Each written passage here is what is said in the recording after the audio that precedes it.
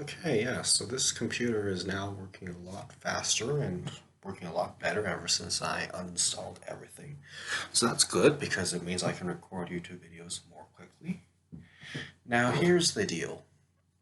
A lot of people are confused on how to rank the presidents of the United States.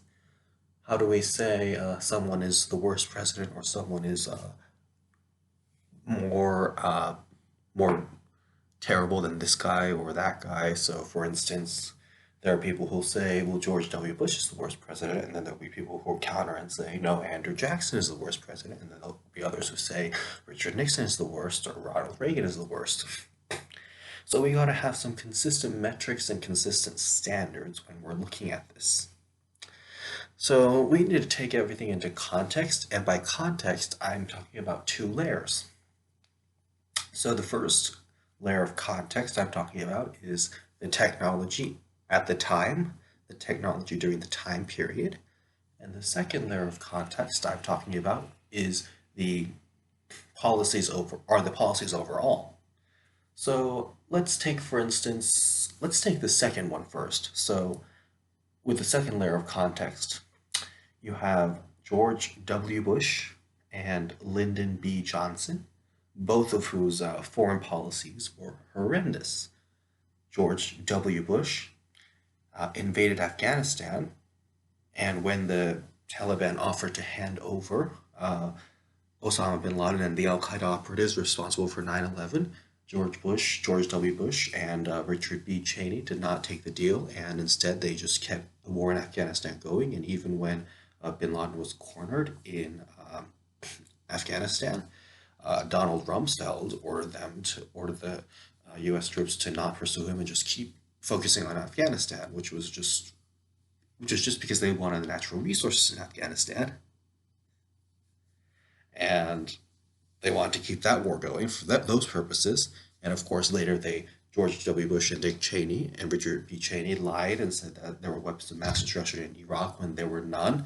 They lied and said that Saddam Hussein was involved with Osama bin Laden and had done 9/11, and that was totally false.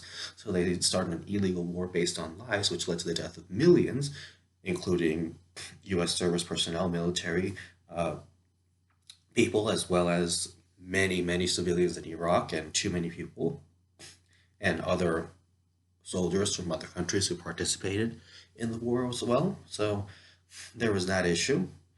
And George W. Bush and Richard B. Cheney ruined relations with North Korea when they totally eviscerated and got rid of all the previous diplomacy that the Clinton administration had engaged in.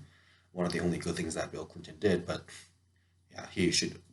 But but Bush and Cheney just got rid of that, and Bush and Cheney also made relations with Iran even worse. They put the Islamic Republic of Iran and the Democratic People's Republic of Korea and Iraq on the axis of evil, which was just awful. And George W. Bush and Richard B. Cheney coddled the Kingdom of Saudi Arabia. Basically, they did a lot of horrible things on foreign policy. And Lyndon B. Johnson, likewise, Lyndon B. Johnson used the Gulf of Tonkin resolution to give himself illegal, unlimited war powers.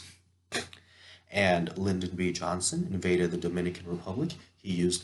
Because he thought there was a democratic uprising there, and Lyndon B. Johnson used chemical weapons on Vietnamese civilians and dropped a total of about 7.5 million bombs on the civilians and killed too many of them.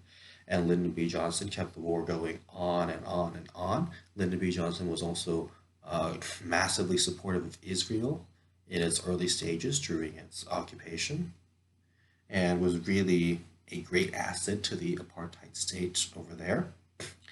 Lyndon B. Johnson was also known for supporting, obviously, the many dictatorships across the world, which is pretty typical for U.S. foreign policy. But yeah, Lyndon B. Johnson, in terms of foreign policy, was an absolute disaster. And yet, I would probably rank Lyndon B. Johnson among the better presidents and George W. Bush as one of the worst, if not the worst president. And why is that? Well, their foreign policy is both terrible, so why would I rank Lyndon B. Johnson so much better than George W. Bush? Well, it has to do with taking into context all of their policies, which is the second layer of context that I mentioned. So, in terms of George W. Bush, he did the No Child Left Behind Act, which was really the Every Child Left Behind Act, and totally eviscerated and decimated public schools. And Lyndon B. Johnson did the Higher Education Act, which gave more assistance to students. So, and Lyndon B. Johnson created federal student loans, and Lyndon B. Johnson really helped students who were in school, whereas George W. Bush really hurt and decimated them. Lyndon B. Johnson did the War on Poverty, the Great Society programs, gave people health care by creating Medicare. George W. Bush did the crusade for poverty. That's what I'm going to call it. He increased economic inequality by doing the Bush Cheney tax cuts for the rich, which contributed to the recession. George W. Bush also did continued lots of deregulation that Bill Clinton had also done. George W. Bush did too much deregulation, which also contributed to the recession. Lyndon B. Johnson did the Immigration and Nationality Act, which got rid of all the racial quotas and horrible racist tactics used for immigration and expanded immigration into the United States. George W. Bush created ICE. George W. Bush did the Patriot Act. George W. Bush basically decreased immigration, and George W. Bush's immigration policies were very similar to that of Donald J. Trump. So we can go on and on. And Lyndon B. Johnson signed the Voting Rights Act and the Civil Rights Act. George W. Bush stampeded on civil rights, which with his ridiculous spying and horrible stuff.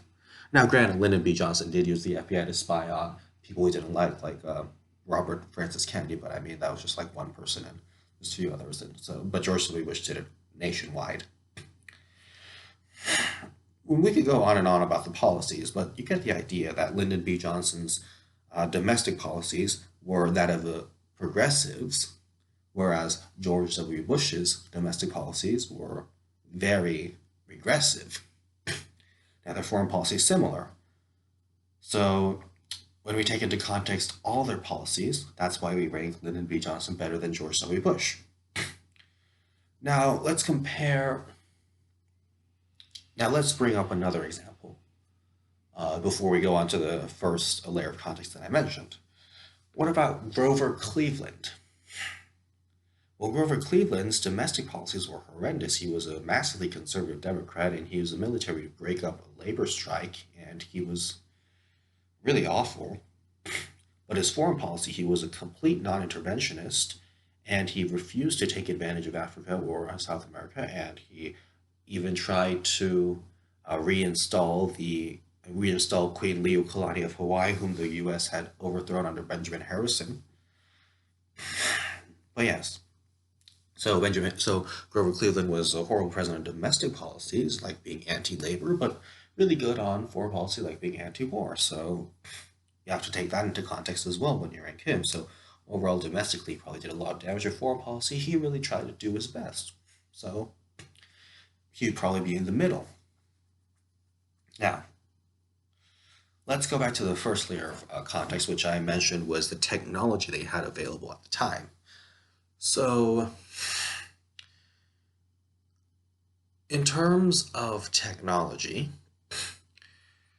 you have to consider the substance of the policies before you consider the technology. So, William McKinley Jr. was a president who started an illegal war with Spain because God was speaking to him. You know, he was one of those Christian fundamentalists. So apparently God spoke to him personally, which I know is just ridiculous. But that's what he said, so we gotta believe him. No, I'm kidding. I mean, he's awful, but that is what he said, so he's insane. But anyway, William McKinley, 25th President of the United States, he said God spoke to him directly and told him to start an illegal war with Spain based on lies. So he did that, and he annexed Puerto Rico, and William McKinley invaded the Philippines, massacred so many other civilians, and put their uh, surviving civilians into concentration camps because he wanted to civilize them, which is just code for imperialize and oppress people. And William McKinley also sent troops into the Qing dynasty, into China uh, during the Boston Rebellion. William McKinley also annexed Hawaii, officially annexed Hawaii. And so William McKinley was a horrendous president on foreign policy, just like George Walker Bush and Richard Bruce Cheney. Now, who's worse, Bush Cheney or McKinley? Well, as I said, Bush Cheney did 2 wars on a credit card. One of them totally illegal and based on complete lies. They said they were going to get the terrorists in Afghanistan, but they didn't try to do that. They just kept the war in Afghanistan going, and then they were completely awful on issues like torture, which they did to people, innocent people. So who's worse, Bush Cheney or McKinley? Well, William McKinley was president from March 4th, 1897 to September of 1901, whereas Bush and Cheney were president from 2001, January 20th, 2001 to January 20th, 2009. So clearly Bush Cheney had more technology. So if William McKinley had the same amount of technology, I don't really know who killed more people, but if William McKinley had the same kind of if William McKinley had 21st century technology, he could have committed even more war crimes, both quantitatively and qualitatively. He could have done a lot more damage. But because he was limited to technology of the 20th and 19th centuries, he was only able to do the numerous horrible things that he did in his timeline. So if he had more technology, well, maybe he could have killed more people. So I think it's hard to tell. I mean, we have to look at the substance of the policy and say, well, they both started, Bush, Cheney, and McKinley all started illegal wars based on lies, so you would have to rank them actually pretty similarly. And to further my example, Andrew Jackson and Richard Milhous Nixon. Now, Richard Nixon overthrew the government of Chile. Richard Nixon overthrew President Salvador Allende and installed a dictatorship. Richard Nixon did a genocide in Cambodia, 500,000 people dead, decimated through carpet bombing. Richard Nixon did the Southern Strategy and the start of the war on drugs. Richard Nixon destroyed all of Lyndon Johnson's Great Society programs, or most of them at least. Richard Nixon worked on segregated busing and all that stuff. Now, Andrew Jackson did a genocide on Native Americans. Trail of Tears. Andrew Jackson used the Insurrection Act to brutally repress a slave rebellion. Andrew Jackson did that. Andrew Jackson also crashed the economy, and he was the cause of the Panic of 1837. Andrew Jackson was president from March 4th, 1829 to March 4th, 1837. Richard Nixon was president from January 20th, 1969 to August of 1974. So clearly Nixon had more technology, or better technology, than Jackson did.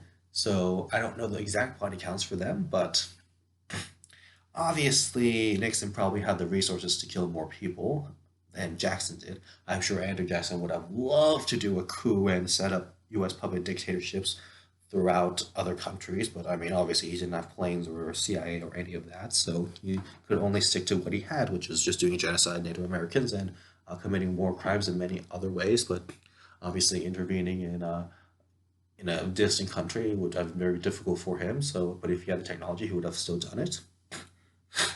And genocide Native Americans, genocide of Cambodians. I mean, I'm not sure which one had the higher body count. I really don't. And a side note about body count is that we really don't know the exact body counts because the way it works is that when there are so many dead people, it's hard to count all of them. So it's probably a lot higher than you think it is.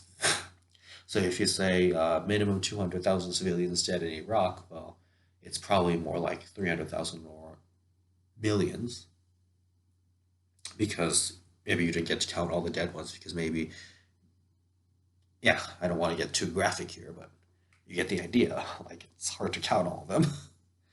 So, yes. But basically, the point is, Andrew Jackson and Richard Nixon, I would say, are probably equally horrible because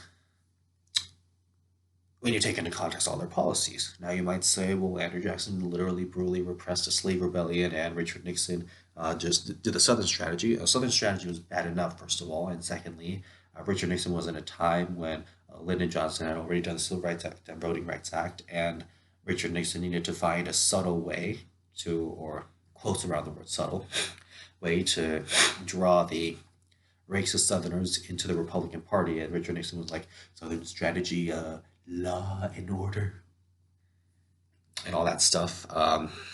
So Richard Nixon couldn't.